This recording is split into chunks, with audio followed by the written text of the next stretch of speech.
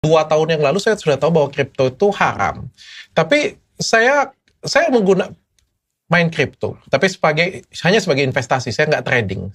Kalau menurut saya kripto itu nggak ada bedanya dengan saham, nggak ada bedanya dengan perusahaan juga. Jadi kita membeli perusahaan ya ketika supply and demand, ketika harganya permintaan lagi tinggi, harganya tinggi, ketika permintaan rendah, harganya juga jadi rendah, seperti itu punya ya. Kalau menurut saya, kalau kripto memang haram, kan alasannya saya ada baca tuh. Alasannya ketidakpastian, tidak ada bentuk, dan lain sebagainya. Ketidakpastian, saham juga nggak ada yang pasti kok. Nggak ada perusahaan yang pasti naik, nggak ada perusahaan yang pasti naik. Tapi saham diperbolehkan. Ya, tahu gitu saham juga harusnya dilarang gitu. Iya, kalau misalnya tidak ada bentuk, e-wallet juga tidak ada bentuk. Kita juga tidak melihat fisiknya kayak gitu punya. Tapi e-wallet diperbolehkan dan ke depan ini akan jadi salah satu mata uang yang sangat digunakan seperti QRIS dan lain sebagainya.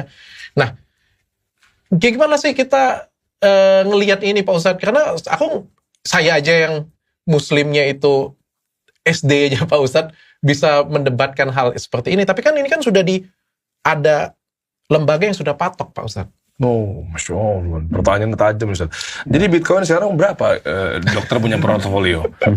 Lagi rungkat. Sama lagi. Lagi turun di bawah. Nanti kita share lagi ya. Ada Ustaz. Ntar kita pikir-pikir dulu boleh share apa enggak ya. Kita tanya dulu ya nanti. Kita ajarin Pak Ustaz main berkripto ya. Lagi murah Ustaz harganya? Kalau saya, insya Allah tanpa diajarin, saya pasti akan pelajari. Karena itu kan kebutuhan umat. Tetapi untuk mengambil satu kesimpulan, apa yang harus kita lakukan? Sementara ada lembaga yang mengharamkan.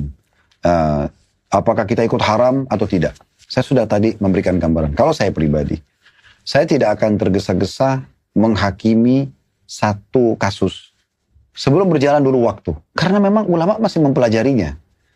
Bisa saja misalnya satu lembaga mengharamkan sekarang, bisa saja dia menghalalkan satu waktu nanti. Oh, berubah fatwanya, Ustaz? Bisa. Oh, oke. Beberapa majelis fatwa mengubah perubahan yang tadinya haram menjadi halal. Itu bisa. Apalagi dalam bab muamalah.